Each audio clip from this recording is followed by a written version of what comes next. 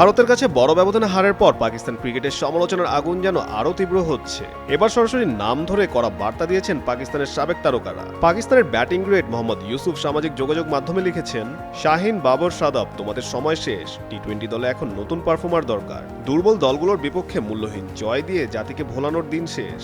তার এই বক্তব্য স্পষ্ট, তিনি বড় ম্যাচে ধারাবাহিক ব্যর্থতায় চরম হতাশ।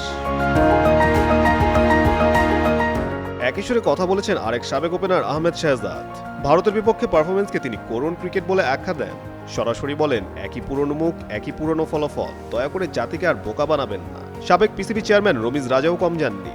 পাকিস্তানের ব্যাটিংকে তিনি একটি বড় বিপর্যয় হিসেবে উল্লেখ করেন। তার মতে ভারত গত কয়েক বছর ধরে প্রায় একই বোলিং আক্রমণ নিয়ে খেলছে, অথচ পাকিস্তানের ব্যাটাররা সেই অনুযায়ী নিজেদের উন্নতিই করতে পারেননি।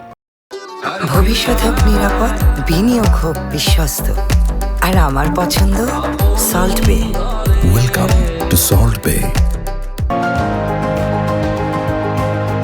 সব মিলে সাবেক তারকাদের বক্তব্যে পরিষ্কার, সমস্যা কেবল একটি ম্যাচে সীমাবদ্ধ নয়। দল গঠন, প্রস্তুতি এবং বড় ম্যাচে মানসিক দৃঢ়তার অভাব সবকিছু নিয়ে প্রশ্ন উঠছে। পাকিস্তান ক্রিকেটে পরিবর্তনের দাবি এখন আর ফিসফাস নয়, প্রকাশ্যে উচ্চারণ।